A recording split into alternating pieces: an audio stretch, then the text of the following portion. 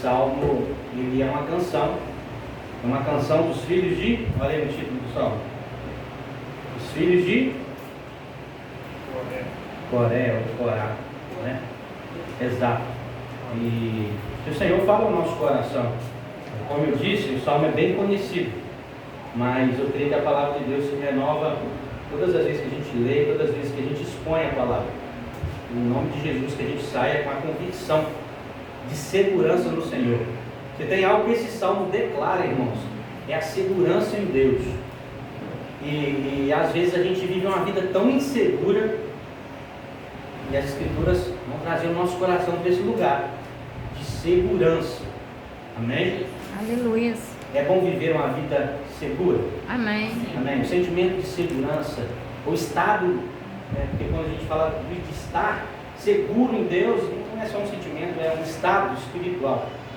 Então a gente precisa provar desse lugar de estarmos seguros do Senhor. E o Salmo 46, ele fala a respeito dessas coisas. Vamos lá, o verso 1 diz o seguinte: Deus é o nosso refúgio e a nossa fortaleza, auxílio sempre ou bem presente na tribulação. Portanto, nada temeremos, ainda que a terra trema, ainda que os montes afundem no coração do mar, ainda que se escapem as águas e se lancem com fúria contra os rochedos e os estremeçam. Há um rio cujos canais alegram a cidade de Deus, o santo lugar onde habita o Altíssimo. Nele habita o Eterno. Deus está no meio dela, e por isso não poderá ser abalada. Ao romper da aurora, ele virá em seu socorro. Nações se agitam, reinos se abalam. Ele ergue a sua voz e a terra se derrete. O Senhor dos exércitos está conosco. O Deus de Jacó é a nossa torre segura. Vinde e contemplai as obras do Eterno, seus feitos estarrecedores por toda a terra. Ele dá fim às guerras até os confins da terra. Quebra o arco e despedaça a lança. Com chamas destrói os carros de combate. Aquietem-se as batalhas. Sabei que eu sou Deus. Serei exaltado sobre todas as nações. Serei louvado na terra. O Senhor dos exércitos está convosco. O Deus de Jacó é a nossa fortaleza segura. Glória a Deus. Fechamos os nossos olhos. Senhor, mais uma vez nós nos colocamos em oração diante do Senhor. E após a leitura desse salmo, esse salmo fala tanto ao nosso coração, Senhor. Por si só ele já traz tanta luz ao nosso coração, já esclarece quanto à insegurança que por vezes tenta roubar a nossa paz, Senhor. Senhor, nós queremos que, como filhos teus, nós saiamos desse lugar, nessa noite, mais seguros do que nunca, em Ti, Senhor. Tu és a nossa segurança, Tu és o nosso refúgio, Senhor. E se existe alguém inseguro neste lugar, nessa noite, Pai, nós te pedimos, Senhor, traz convicção no espírito dos meus irmãos sobre a segurança que nós temos em Ti. De fato, Tu és a nossa fortaleza. Nós podemos descansar no Senhor em todo o tempo, Senhor. Como filhos Teus, nós te pedimos, Senhor, nos guia por esse caminho de segurança em Ti, Senhor. Pai, em nome de Jesus, tira todo o medo que está sobre as nossas vidas, Senhor. Que nós aprendemos a descansar no Senhor. Amém, Senhor. Em o nome de Jesus. Amém. Amém. E amém. Glória a Deus, irmãos. Glória a Deus. O Salmo, ele é poderoso. E sendo tão poderoso, ele até mesmo trouxe inspiração a Martinho Lutero para escrever um hino da harpa cristã que é muito famoso, que é o hino 581, que é o Castelo Forte. Quantos conhecem Castelo Forte? Martinho Lutero foi inspirado pelo Salmo 46, e eu creio que Deus falará muito ao nosso coração a partir da exposição desse salmo. Queridos, o Salmo 46, como eu disse anteriormente, ele é um cântico dos filhos de Corá, e ele declara a segurança dos filhos de Israel no Senhor. Toda vez que os filhos de Israel estavam em uma situação situação delicada ou conturbada, eles se lembravam do Salmo 46. Amém? Amém. Por vezes, em momentos de tribulação na minha vida, eu recorri ao Salmo 46, como os filhos de Israel faziam. E um conselho que eu te dou, meu irmão, se existe tribulação na sua vida, se você está passando por tribulação, eu queria te convidar, aprenda a olhar para o Salmo 46 e descobrir as verdades que trazem tanta segurança ao nosso coração, porque o nosso Deus é o mesmo Deus. Se o povo no passado buscava o Salmo 46 em tempo de tribulação, nós também devemos buscar, porque somos filhos do mesmo Deus e devemos celebrar essa segurança que nós temos no nosso Senhor. Quando a gente olha, queridos, para o Salmo 46, a gente percebe que o salmista está cantando a respeito de uma batalha. Não é verdade? A gente falou de arco, de lança, de carros de guerra.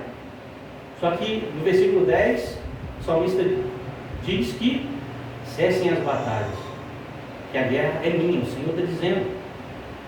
E a gente começa a perceber que existe uma guerra no Salmo 46, mas os filhos de Deus não lutam essa guerra, porque existe um Deus todo-poderoso que luta pelos seus filhos.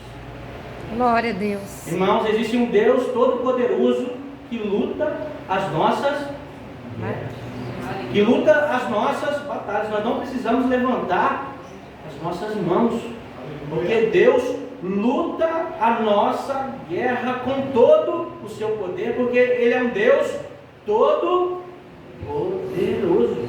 Olha o versículo 10, olha o verso 10: cessai as batalhas, cessai as batalhas, sabei que eu sou Deus, serei exaltado entre todas as nações, serei louvado na terra. Então, lanças e espadas e carros são despedaçados pelo poderio do nosso Deus, porque Ele tem uma destra forte, porque Ele tem a mão forte, porque Ele despedaça os nossos inimigos. Nós podemos descansar nesse Deus. Os estudiosos, eles vão falar a respeito do Salmo 46 e existem duas histórias no Antigo Testamento, uma com o rei Ezequias e uma com o rei Josafá, que parecem muito a história do Salmo 46. Primeiro eu vou falar a respeito da história do rei Ezequias, porque o Salmo 46 encaixa muito bem com o contexto daquilo que o rei Ezequias sofreu quando o exército assírio, o exército chefiado por Senaqueribe, quer atacar o reino de Judá, o reino do sul. Então existiam 185 mil soldados do império da Síria que queriam atacar Judá. Amém para mim, irmãos? Amém? Que desejavam atacar Judá, e Judá estava em apuros porque o império assírio era sanguinário. Por onde ele passava, ele dizimava todos os povos, todas as nações. Senaqueribe, ele ainda disse a Ezequias: Ezequias, o seu Deus não vai te salvar, porque eu já destruí várias nações e nenhum Deus se levantou contra nós. Só que Deus dá livramento ao povo de Judá. Irmãos, um anjo do Senhor, ele fere 185 mil soldados assírios de forma poderosa, milagrosa, e o povo de Deus vence a batalha. Glória a Deus. Glória a Deus. Quantas espadas o povo de Deus nesse momento precisou empunhar para ganhar o império assírio? Nenhuma. Porque o anjo do Senhor fere os 185 mil soldados assírios. Agora, a outra história aqui fala a respeito do rei Josafá, que está em 2 Crônicas, capítulo 17. Nesse momento, os moabitas e os amonitas, eles se levantam e se unem para atacar o rei Josafá. E E o rei Josafá tem uma direção de Deus, e os soldados do Senhor, do povo de Deus, eles vão à guerra cantando uma canção que foi direcionada pelo Senhor. E o povo de Deus vai para essa batalha cantando: deem graças ao Senhor, porque a sua misericórdia dura para sempre. Eles foram para a batalha dizendo: deem graças ao Senhor, porque a sua misericórdia dura para sempre. E quando eles chegam para batalhar, Deus confunde os amonitas e os moabitas, e eles lutam entre si. E mais uma vez, Deus dá a vitória ao seu povo, sem que fosse necessário levantar nenhuma espada. Então, Salmo 46 vai se encaixar muito bem com essas duas histórias. Encaixa muito bem com o Salmo 46, e a gente tem muito a aprender com o Salmo 46 nessa noite. Você crê, meu irmão? Amém. Glória a Deus. Então, se você está sendo apertado pela tribulação, recorra ao Salmo 46. Tribulação no Novo Testamento traz o sentido de um esmagamento, como alguém que esmaga uma uva, como alguém que esmaga uma azeitona para se tirar do azeite. Tribulação tem esse sentido. Mais uma vez eu te aconselho, se você está passando por tribulação, olhe com carinho nessa noite, deixe a palavra de Deus falar ao seu coração. Amém? Então olhemos para o versículo 1, deixe sua Bíblia aberta, vamos caminhar versículo por versículo sobre esse salmo. Versículo 1 é o mais conhecido e vai dizer: Deus é o nosso e fortaleza, socorro bem presente na tribulação. Então, primeiramente, o salmo vai comparar o nosso Deus a uma fortaleza. E o que é uma fortaleza, meus irmãos? A fortaleza é uma cidade muito bem murada. A fortaleza é uma cidade que foi edificada estrategicamente para a guerra. Fortaleza é uma cidade preparada militarmente. Fortaleza é uma cidade que não pode ser penetrada e impossível de ser destruída. E o salmista está comparando o nosso Deus a isso. O nosso Deus é fortaleza. Nosso Deus é fortaleza, ele é impossível de ser destruído. E o salmista ainda diz: ele é refúgio para aqueles que estão em guerra, mas buscam paz, irmãos. Aqueles que estão em guerra, mas buscam segurança, proteção, abrigo. Esse é o nosso Deus, refúgio e fortaleza. E o salmista não para por aí, porque ele diz: ele também é socorro. E o salmista não diz que ele é socorro presente, mas o salmista diz que ele é socorro bem presente. Ele é socorro sempre presente, meus irmãos. Esse é o nosso Deus, que está sempre pronto a nos proteger e nos ajudar e cuidar de nós. O seu auxílio, irmãos, jamais falhará. O seu auxílio nunca falha. O nosso Deus é um Deus que é acessível e sempre disponível. Aleluia. Sendo Deus fortaleza, refúgio, auxílio, ajuda, sempre presente, aonde nós temos buscado segurança, ajuda, socorro. Porque se por um lado nós sabemos que Deus é isso tudo, porque quando precisamos de auxílio, o último que nós procuramos é o Senhor. A gente procura auxílio na ciência, a gente procura auxílio na medicina, a gente procura auxílio no poder público, a gente procura auxílio nas finanças, e isso não é errado. Mas se aquilo que o salmista diz é verdade, num tempo de tribulação, o primeiro lugar que nós devemos estar é diante do... Porque todos esses poderes, eles são frágeis demais, quando comparados ao nosso Deus. Amém? Amém. A medicina é fraca demais. É frágil demais. A ciência é frágil demais. O poder da riqueza é frágil demais comparado ao nosso Deus. E tendo todas essas verdades no nosso coração, o versículo 12 agora, o salmista vai fazer uma implicação muito importante, porque se Deus é tudo isso que a palavra de Deus diz que é, portanto, então, eu não vou temer.